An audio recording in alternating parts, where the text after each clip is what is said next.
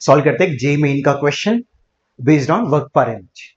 ठीक है, हमें क्या दिया, एक बीड है of mass m which slides without friction on the wall of a vertical circular hoop of radius r as shown in figure. The bead moves under the combined action of gravity and a massless spring जिसका spring constant k दिया है, it is attached at the bottom of the hoop. ठीक है, इस तरीके से है ना।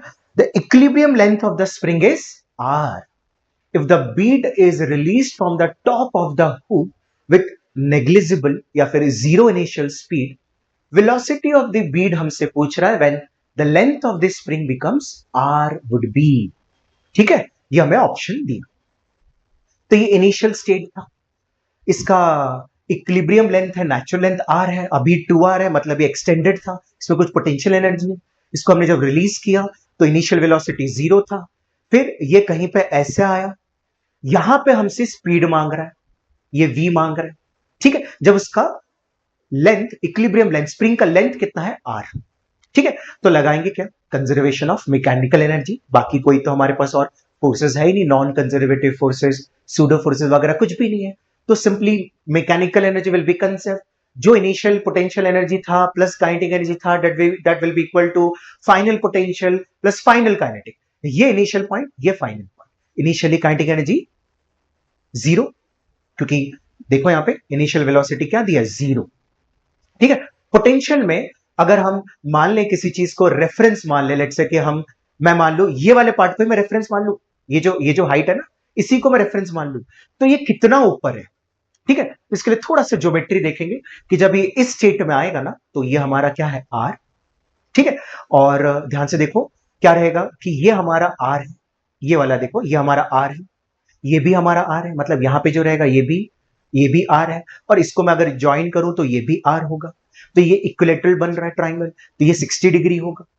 ठीक है, तो इसका अगर मैं प्रोजेक्शन निकालू, यहां पे ये वाला पार्ट है, प्रोजेक्शन है ना, यहां पे ये वाला पार्ट, तो क्या हो जाएगा, अगर ये r है, ये थीटा है, तो ये r cos theta, r cos 60 degree, cos 60 degree 1/2, तो ये r/2 हो जाएगा। मतलब अगर यहां से मैं ये हाइट निकालू इसकी, ये पॉइंट की, तो कितना होगा, r/2, ये r/2 होगा, और ये पूरा है 2r, ये है r/2, तो ये बचा 3r/2। अगर मैं इसको रेफरेंस मान लू, मतलब यहां पे पोटेंशियल एनर्जी 0 मान लू, तो यहां से ये इनिशियली कितना ऊपर था, आप बोलोगे सर 3r/2, तो पोटेंशियल एनर्जी का फॉर्मूला एक तो mg 3r/2 mgh प्लस यहां पे जो पोटेंशियल एनर्जी स्टोर्ड है स्प्रिंग में ड्यू टू एलोंगेशन हाफ के एक्स स्क्वायर, एक्स है अमाउंट ऑफ एलोंगेशन, उसका नेचुरल लेंथ r है, बट यहां पे वो उसका टोटल लेंथ है 2r, तो एलोंगेशन है r, तो हाफ के एक्स की जगह r, हाफ के r square is equal to, यहां पे मैंने इसको रेफरेंस मान लिया, तो यहां पे पोटेंशियल एनर्जी मैंने 0 लिख दिया, 0 मान लिया, और यहां पे काइनेटिक एनर्जी हाफ mv², ये v फाइंड आउट करें। अब यहां पे भी रेफरेंस मान के कर सकते हो, तो यहां पे आपका 2r आ जाएगा, और यहां पे एक और mg r/2 आ जाएगा, तो वही आंसर आने वाला। ठीक है, तो क्या देखें अपन, एक काम करें कि सबसे पहले m से डिवाइड कर दे, तो यहां पे क्या आ जाएगा, m से डिवाइड करो 2 से मल्टीप्लाई कर दे, तो m हटा दिया, 2 से मल्टीप्लाई किया तो 3rg, 2 से मल्टीप्लाई कर दिया तो हाफ हट गया, और एक m से डिवाइड कर दिया, यहां पे 2 से मल्टीप्लाई किया तो हाफ हट गया, m हटा दिया, v² बचा, v² ही चाहिए था, बस इसका रूट ले लिया।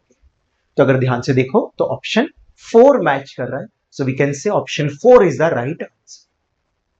आई होप आपको ये क्वेश्चन समझा, थैंक यू।